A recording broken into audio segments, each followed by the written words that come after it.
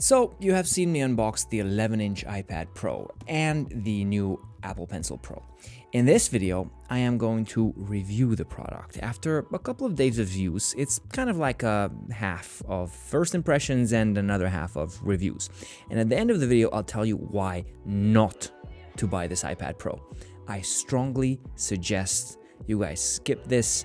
It's not what you want. What's up, Lollipop? My name is Joe, and in today's video, let's get into the review.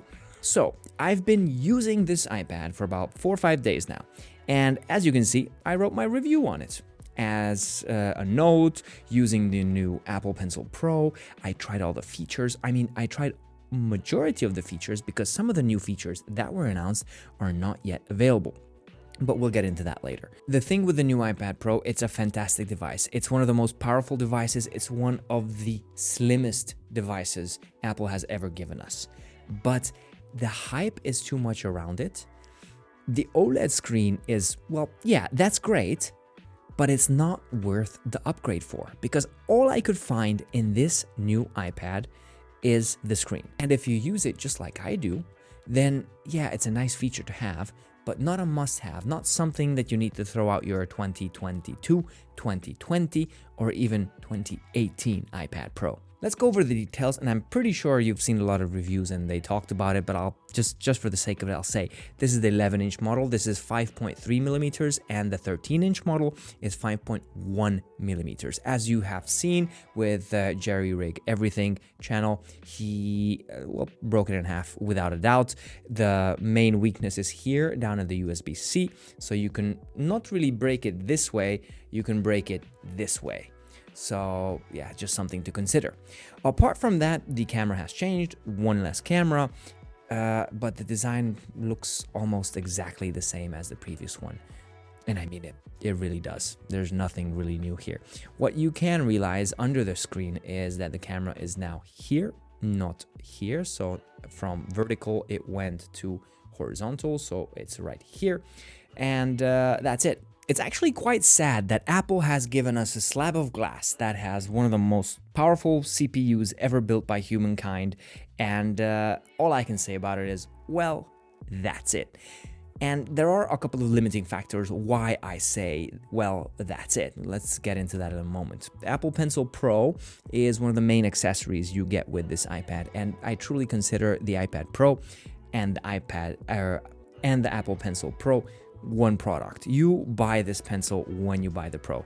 Otherwise, it doesn't really make sense. This pencil has not really changed on the outside, apart from a new little Pro written on it.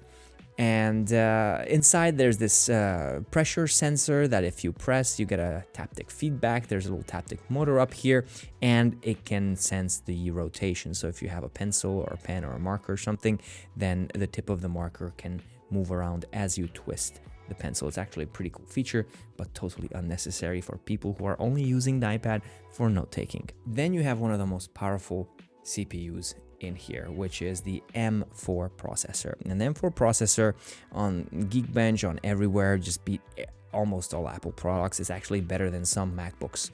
Yeah, it is. But there is a limiting factor. No matter what kind of application I try to use it with, let that be Final Cut Pro, let that be DaVinci Resolve, let that be LumaFusion, let that be a 3D creator like Sharper or something, I cannot get this iPad to slow down. Neither could I the 2022 iPad Pro. So in that case, I don't feel much of a difference. The big difference is the operating system that is running on this iPad, which is iPad OS 17.5, and it's such a limiting factor. It's the bottleneck. It's like putting a Ferrari engine in a Miata and saying that, all right, you can go, but the speed limit is 50, so you cannot really go. So it's like overpowered for what? We're not able to use it. Also, the interesting thing about this iPad, in my personal opinion, is the camera. So they removed the camera in the back, which no one cares about.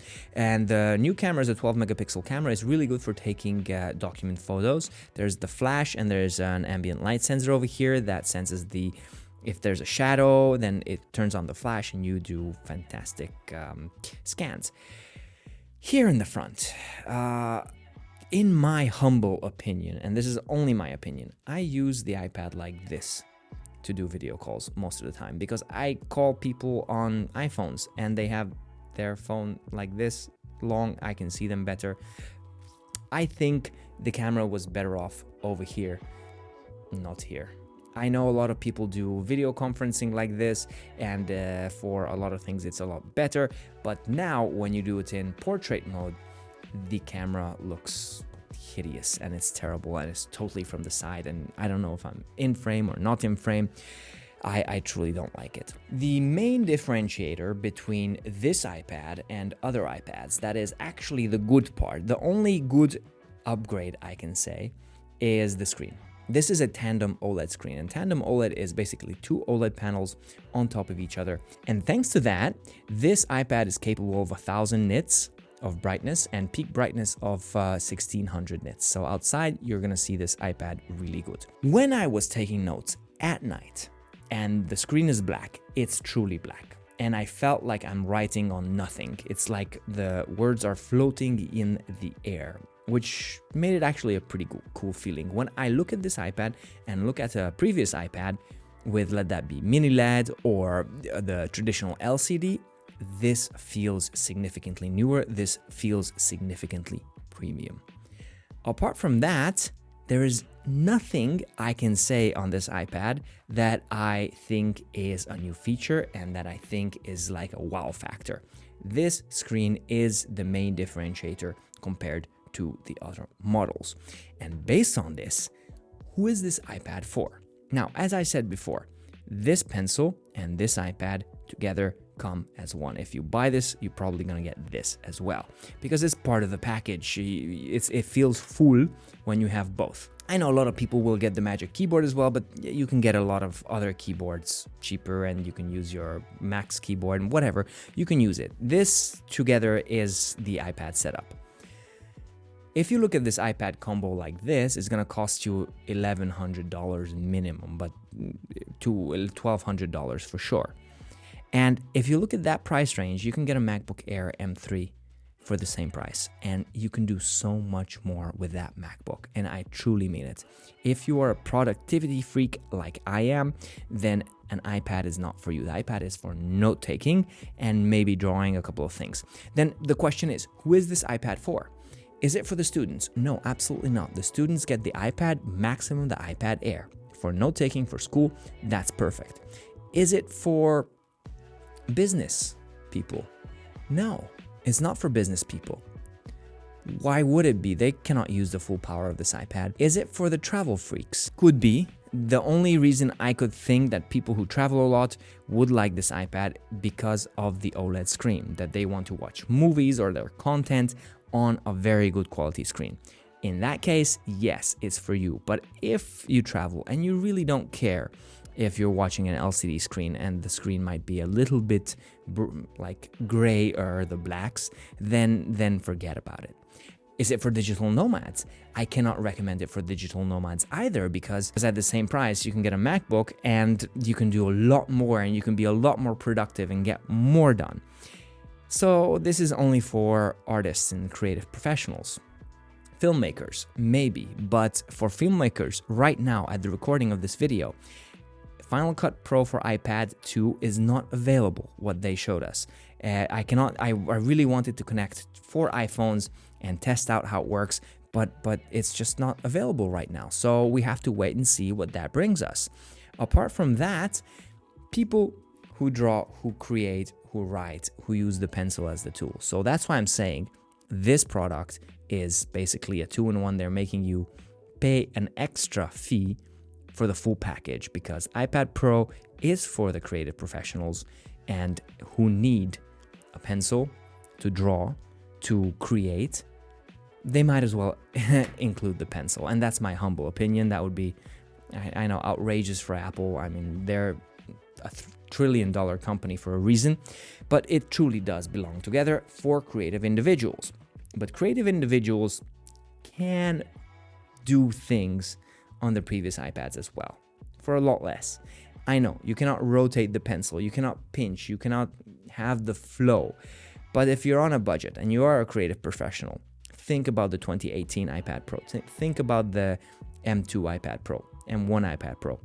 Should be a good option for you too. Other than that, I cannot recommend this iPad to anyone. And I was looking for it so much. I was trying to find a reason to keep this iPad. But in my humble opinion, as a person who uses it for note-taking, generally just some entertainment, I really wanted to upgrade. I haven't upgraded from my 2018 iPad Pro, and I thought that this is going to be it. No, it's not. And I'm not going to buy this iPad, even though I know the Final Cut Pro update is coming, and who knows what iPadOS is bringing, because as Marcus says, never buy a product for what it will be tomorrow, always buy for what it is right now. And I know I'm paraphrasing, but he's totally right in this. This is not ready. It's not ready for what Apple wants it to be. This is an iPad that doesn't know what it wants. iPads and iPad Air are clear iPads. They know what they want. They want people to read books on them, view videos, write notes. Yeah, that's what those are for. This is for the creative professional. And the creative professionals, well, you're better off with a MacBook.